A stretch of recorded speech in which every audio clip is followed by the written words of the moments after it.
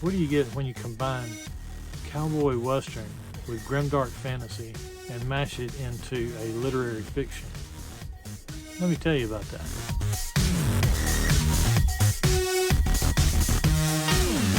Pat Parker with 52 Books, where we talk about everything from pulp to Pulitzers. Today I'm coming at you with another review. I asked my viewers what you wanted to see more of, and you said more in-depth reviews of specific books.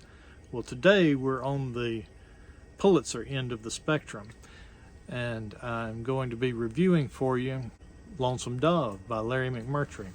This is the 1986 Pulitzer Award-winning novel, and let's just give you the facts about it to begin with.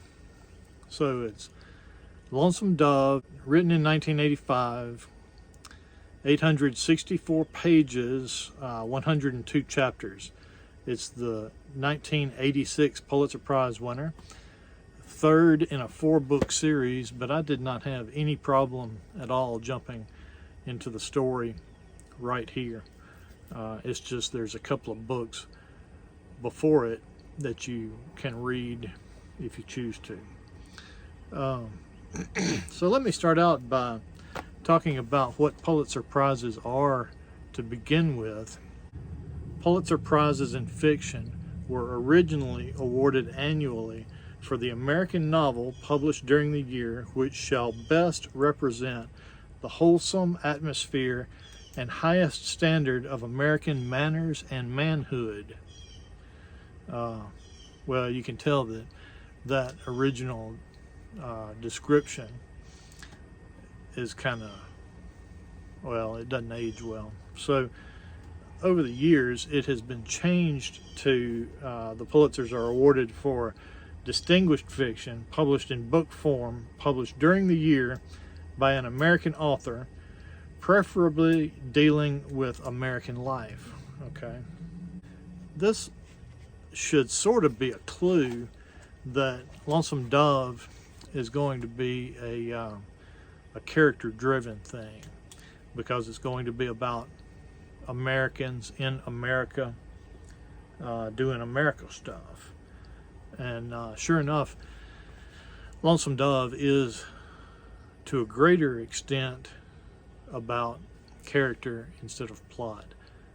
In fact, it takes a long time, like 100 pages or so, to even see the first glimmers of a major conflict or a plot.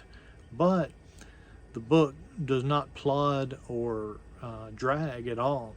So that 100 or so pages is well spent acquainting us with the characters that we're going to be reading about for the next 700 some odd pages. It is set in the late 1870s, and it is ostensibly about a cattle drive that occurs from southwestern Texas to Montana. So it's 1,000 some odd mile drive, ordeal that these inexperienced cowboys get into. I have for you here some interesting quotes and trivia about the book. McMurtry himself has called the Old West the, quote, phantom leg of the American psyche. I guess by that he means that the events and ideals of the American West, although they're gone, we can still feel them. And I think that that's very much true. He also said, and this was real interesting to me, that he thought he was writing a book about dark people doing terrible, gritty things, about the death and pain and grime and all that. But what it was received as was more of an idealized, sort of a Gone with the Wind in the West thing. So I think basically he's saying he was trying to write the Western version of Grimdark fantasy, except what it was received as and what it won the Pulitzer for is because people interpreted it as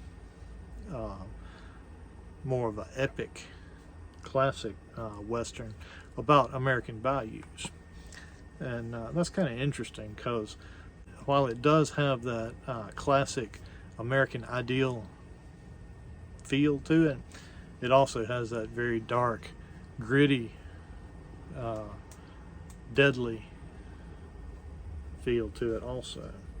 McMurtry also said that he modeled the two main characters after Don Quixote and Sancho Panza from the classic, even though he says that he was trying to write a dark, harsh world. You can tell that there was some classic thought and classic literature in his mind back there as he was writing this. Throughout this book, McMurtry plays funny games with time and pacing, very much dissimilar to any book that I think I've ever read before. You know how time seems to sometimes stretch out and sometimes it goes fast? Sometimes you think that something is lasting too long, and sometimes it's not long enough, or sometimes you have stretches of time that pass lazily, but they're punctuated by these harsh, dramatic events, right? So just like in real life, that's how the pacing of the book goes. This book expands at times with long sections of slice of life type everyday things, cooking biscuits, riding a horse, talking to other cowboys, and then wham, it's punctuated by some sort of dramatic event or a tragedy. You know, back in the Old West, it seems like there was an awful lot of ways to die, and this book explores a lot of them. Oh, that reminds me of another story that is somewhat similar. You remember The Ballad of Buster Scruggs from Netflix from 2018? That's a anthology series of short vignettes about the Wild West. It was done by the Coen brothers, and it was magnificent. The Ballad of Buster Scruggs is about different ways that you could wind up dead in the Old West, and each story is a different sort of encounter with death. I think that there's 7 of them, and my favorites are the 3rd and 4th, the ones titled All Gold Canyon and The Gal Who Got Rattled. These things are dark and dazzling, highly recommended. But let's get back to Larry McMurtry, which is also dark and dazzling. Besides death, Lonesome Dove is all about love. It is about all sorts of different kinds of love. Everything from erotic love to brotherly love, faithless lovers, and partners who crossed the entire continent to find missing loved ones. It's about requited and unrequited love. Lonesome Dove is about idealized sort of puppy love versus love that lasts for years despite the harshest conditions in which it shouldn't grow. Anytime you have love and death being the main themes of a story, what you've got there is a tragedy. And sure enough, that's what Lonesome Dove is a tragedy and an epic. A couple of the times, the deaths just simply made my jaw drop in horror. Sometimes the deaths in this book made me misty, but it was because of the love that was portrayed. We would not have cared anything about these characters if we had not seen their love, right? As I said before, it was a very slow burn, 100 some odd pages before you get to any sort of plot. But McMurtry is such a master of plotting and pacing that it never grows stale or slow. The pacing was simply perfect. It was never unput-downable. I had to set it down frequently. But, and this is a great thing, the book was never difficult to get back into. So anytime I had to set it down, it was only a paragraph or so later that I was sucked right back into it. So, and that was throughout the book. There were no slow, draggy places in the entire story. Another indication of McMurtry's mastery of pacing is one of my glitches or weaknesses is if there's any lag in the story, I get this urge to skim or skip ahead. Like, that never happened in Lonesome Dove. Another indication of his perfect plotting and pacing is, you know how you'll get to reading a book from a certain character's point of view, and then in the next chapter they switch to another point of view character, and it makes you mad because you wanted to stay with that previous character and you weren't that concerned with this next character. Well, that never happened in Lonesome Dove.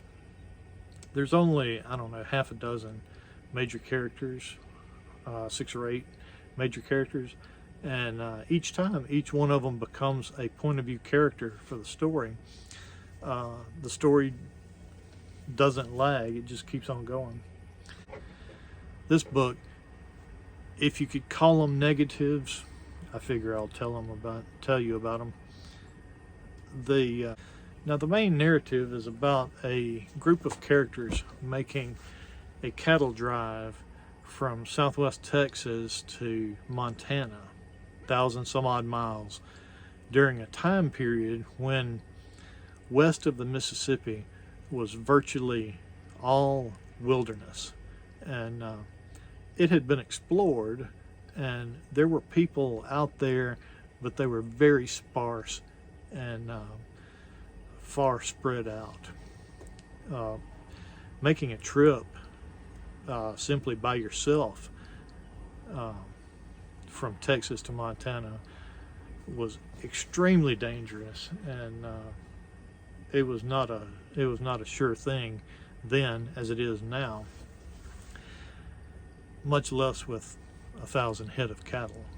But a secondary plot of the book, a secondary storyline, is there's this group of characters from Arkansas, a sheriff from Arkansas that follows some characters into the West, and these two plot lines keep meshing, and characters from the cattle drive will keep meeting characters from Arkansas at various points in the trip, and it almost seemed contrived to me.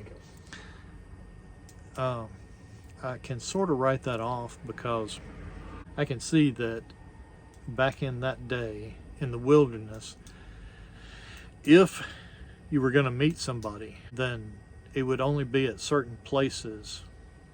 There were only certain places that travelers could be in the wilderness safely and feasibly.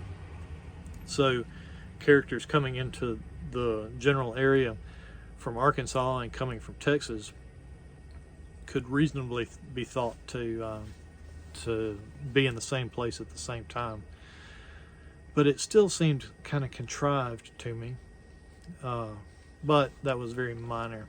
I was easily able to suspend disbelief from that, and it didn't affect my enjoyment of the story. When I was talking with my wife, she said, "There's an awful lot of raping in this book, isn't there?" I said, "Yeah, there's an awful lot of raping and killing and murdering and hanging and fighting." And so it really is a grimdark thing. And if you're the sort that is triggered by rape or infidelity or violent depictions, then it may not be the book for you. So in closing, I would say that this is easily my favorite Pulitzer that I have ever read. I've read most of the Pulitzers from the early 1920s to the 1980s. I haven't gotten beyond the mid-80s yet, but this that I just recently finished this past week has instantly become my favorite Pulitzer that I've ever read. And my wife and I have started watching the CBS miniseries that come out in the late 1980s, and it's very good. It's very true. There's a plot line or two, like a subplot, some minor characters that were left out of the miniseries, but we're about halfway through with the show and completely through with the book, and it is very faithful to the book, and arresting performances by some classic actors. So Lonesome Dove by Larry McMurtry is highly recommended as great literature.